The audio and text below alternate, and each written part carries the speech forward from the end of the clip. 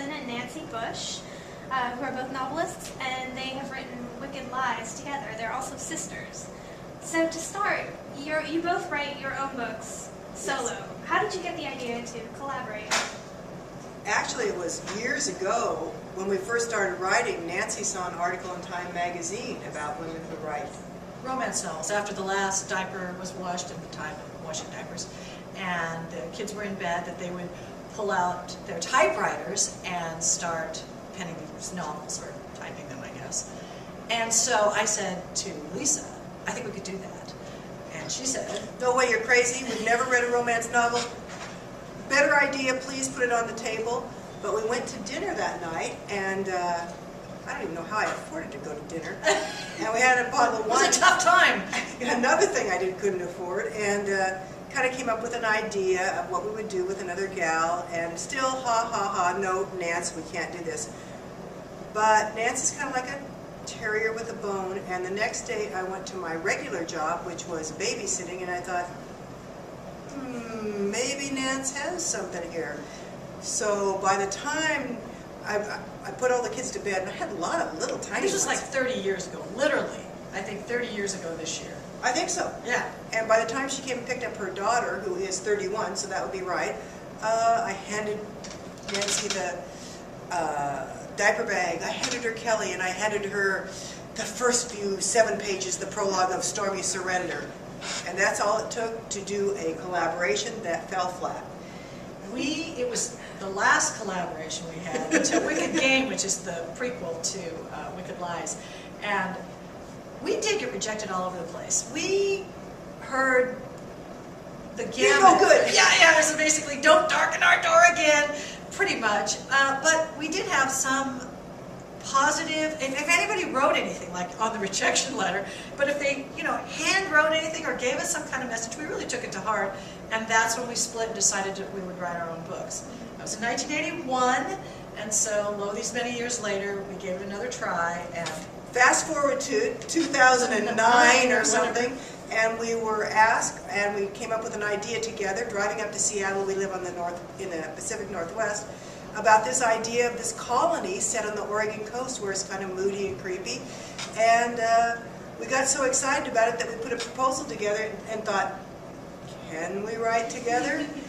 And the publisher went for it, so we wrote Wicked Game and now Wicked Lies, and we have 2 more contracted. So far, we're still both alive. We haven't killed each other, and there was only one tense time where we were trying to work out the story idea, and it wasn't going well, and we were snappy at each other, and finally I had the computer for whatever reason.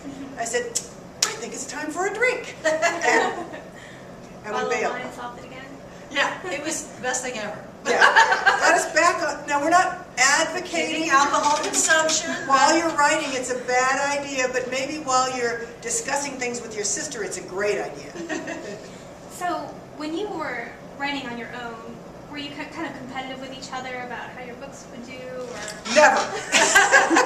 How does that sister relationship work?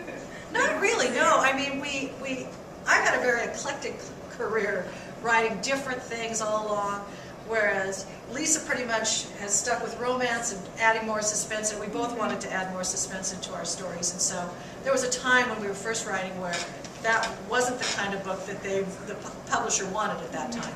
And now, it slowly got to where we are, where we're writing the same kind of books, but we started out that way too, even though. But we've always worked as a team, not competitively. We read each other's stuff, give each other advice. Nancy's a great editor. She can spell, I can spell, and she can type, I can type.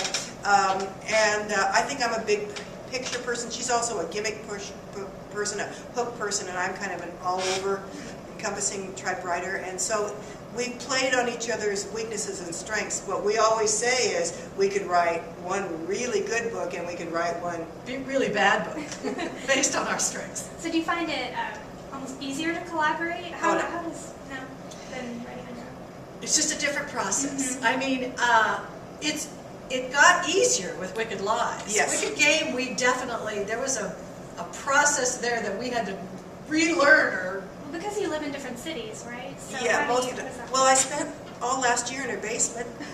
Not locked up and tied up. No. We live in different cities, but in this age, and I'm very often in her city because my family lives there, we actually have people who work for us who live in LA. I mean, it's the internet, so it hasn't really been a problem. And since we do hang when we can. And we edit each other's stuff, always, regardless of whether it's one of our own books or when we're writing together. So there's always a lot of being involved with the other one's book anyway.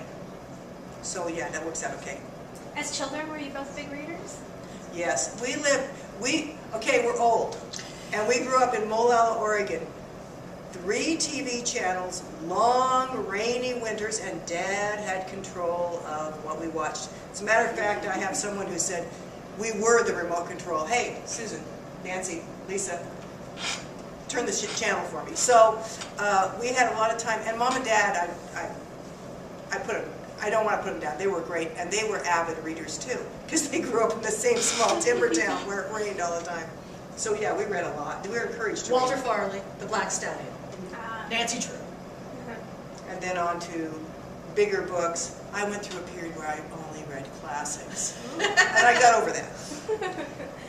So when did you start reading romance? Do you read? When we started writing, we had been such big mystery fans and thriller fans and had read all what we could get of that. So that by the time I read this article, it was like, well, we've really never read a romance up until that point. And so we did this research. We just bought all different kinds of romance novels at that time. And of course, there's the good, the bad, the ugly, whatever. Found the ones we really liked and tried to see how we could write more like that style, whatever it might be.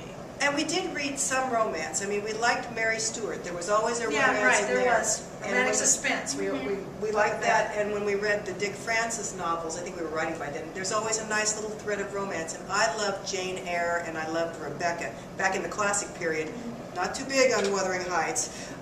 So we always like a little bit of romance in our books. We always have. Always. But I think most books do have a little bit of that. If they don't, I'm sort of not interested. I don't know. Right, Yeah. but we learned when we were writing straight romance, or when we were writing category romance, to put the romance to the fore. Now we have it more of a balance. Well, thank you so much for talking to us today. Thank you. Thank you for having us.